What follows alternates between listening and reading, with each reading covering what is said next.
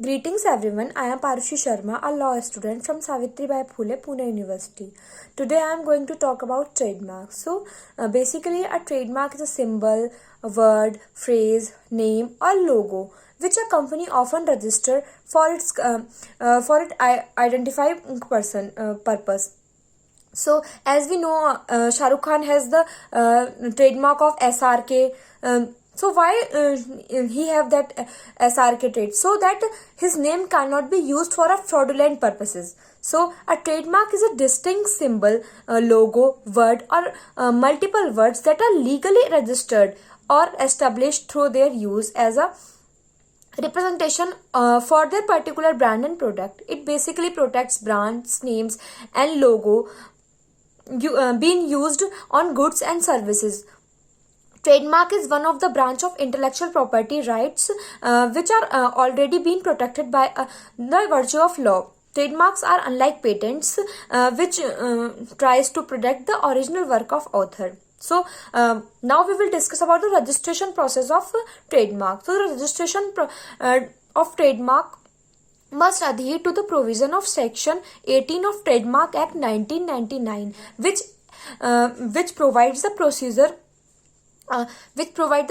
established for the registration of the particular trademark, and a businessman or owner of a company are allowed to file a trademark application where the business is being established in the other case.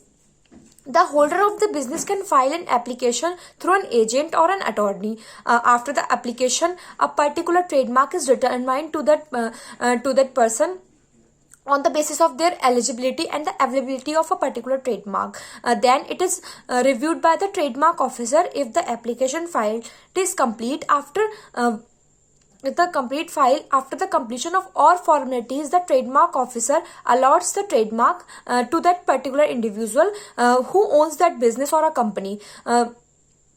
The particular number which was given after registration becomes the registration number. In accordance with the objection raised on application filed, if the examination raises an objection, the status of the application will show objection.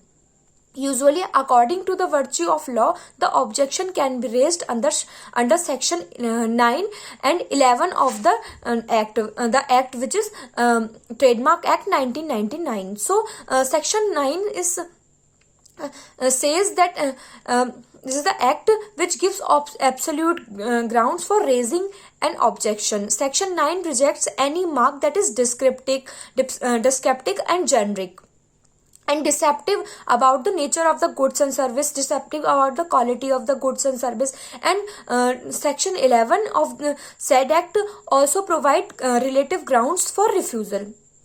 If the examiner objects under this section, it will be mostly due to the marks have certain similarity with another person's mark. Under Section 11, applicant has two options: either to change their mark or to take back the registration. After this procedure, examination issues an examination report within a period of 1 month, which the applicant is obliged to reply to the particular examination report within 1 month, or is the application is rejected, the applicant can appeal at the Intellectual Property Appellate Board within 3 months of the issue of rejection order of the registrar. Moreover, if the application is accepted with any objection raised by the registrar by the examination, then the mark has to be published in the official gazette as per Section 20 of this act, that is advertisement of an application. So now we will talk about infringement of a trademark. So the legislation tries to protect the trademarks in India to protect a trademark from fraudulent activities. The Trademark Act 1999 lays down the rules which deals with registration, infringement and protection regarding a particular registered trademark. In India, the organization that deals with the protection of trademarks are the Indian Patent Office administered by Controller General of Patent, Design and Trademark, which comes under the Ministry of Commerce. There are two types of infringement under this act. The first one is direct infringement and the second one is indirect infringement. So firstly we will discuss about the direct infringement. So definition of the direct infringement is defined under section 29 of this act. The few facet has to be met for direct infringement of the trademark. The uses of trademark by an unauthorized person when a breach occurs when the mark is issued by a person who is not allowed or who is not authorized by the holder of the registered trademark. The act is only extended to trademark which are registered with the Trademark Registry of India. In case the breach of unregistered mark, the common law of passing off is used to settle a particular dispute. Now we will talk about indirect infringement. So there is no provision which provides the meaning of indirect infringement. The cases related to indirect infringement is adjudicated in the accordance with the universal law principles. Particularly in India, the infringement of trademark, irrespective if it is direct or indirect, it is constituted as a cognizable offence. It clearly attracts criminal charges along with the civil charges. The remedies awarded by the court are the following: the temporary injunction and the permanent injunction and damages.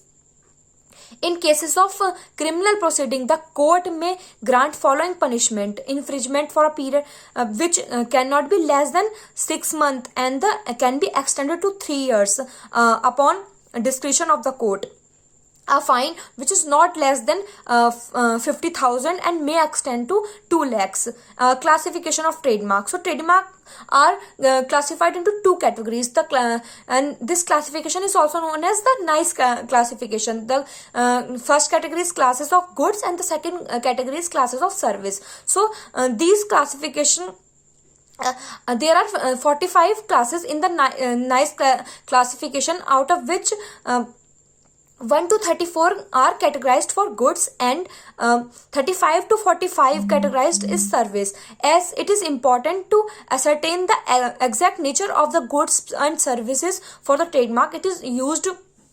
And during filling of the application in the wrong class would result in the trademark owner losing or enforce their trademark right, and it will be constituted as an infringement. So and at a time a person can apply it for one or more category of the trademarks. So that's it for today. Thank you.